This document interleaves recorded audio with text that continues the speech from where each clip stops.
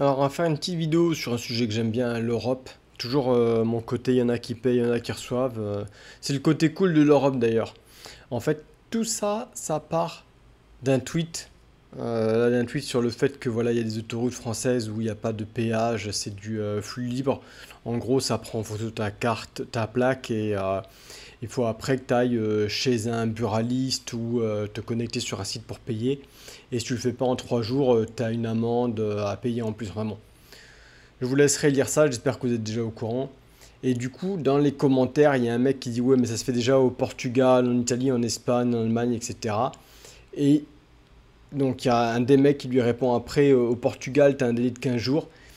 Alors, en fait, ce qui m'intéresse surtout justement, c'est de parler des autoroutes, puisque j'avais vu passer une news que j'ai retrouvée sur le fait qu'en fait, au Portugal, l'État est en train de rendre des autoroutes gratuites, hein, de plus en plus. Donc bah là, c'est la dernière news, hein, 2025, supprimer des péages qui avant étaient payantes.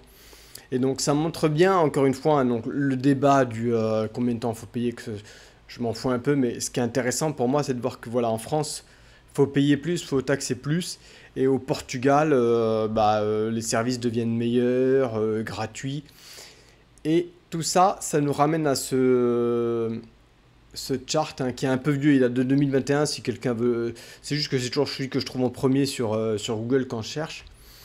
Mais ça revient toujours à mon même point qu'en fait, dans l'Europe, c'est un nivellement vers un niveau moyen. euh, et c'est payé par toujours les mêmes, l'Allemagne, la France, les Pays-Bas. Et ceux qui reçoivent, voilà, la Pologne, la Grèce, le Portugal. Donc d'un côté, il y a les Français qu'il faut taxer plus, enlever des jours fériés, faut bosser plus, pour payer des fonctionnaires à Bruxelles, dont le but c'est de trouver comment financer des projets dans d'autres pays avec l'argent de ceux qui payent.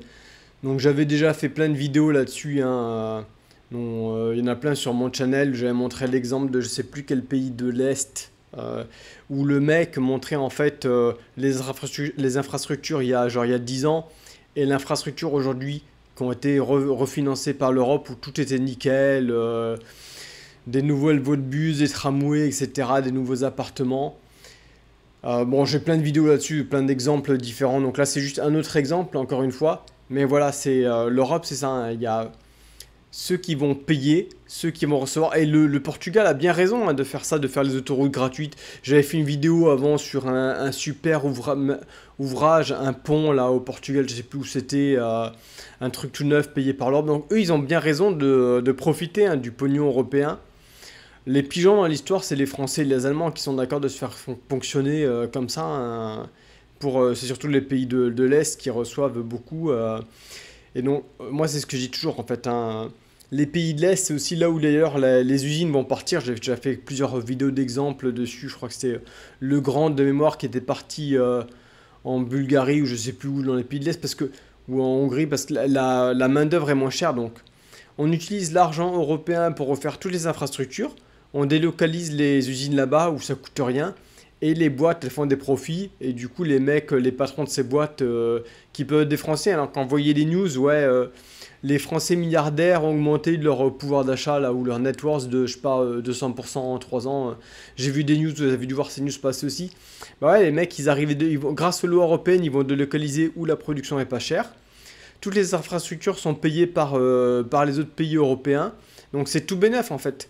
Les seuls qui se font pigeonner, c'est les Français, les Allemands encore dans tout ça. Et les Allemands, on pourrait en parler plus parce qu'en fait, eux, ils gagnent un petit peu au change. Donc leurs citoyens se font fonctionner, mais en fait, il y a l'Allemagne, l'allié des États-Unis. L'idée, c'est que ça devient les drivers, quand il y aura une Europe complètement unifiée, ça sera drivé par l'Allemagne en fait. Donc les plus gros pigeons, en fait, je pense là-dedans, c'est vraiment la France, quoi. Donc bon, c'est juste un exemple de plus avec cette histoire de péage, hein. Au Portugal, les trucs deviennent gratuits, il n'y a plus de péage. Et en France, eh ben, il y a plus de péage, il faut payer plus vite, il y a des amendes. Et on vous enlève des jours fériés pour que vous payiez pour le reste des pays européens.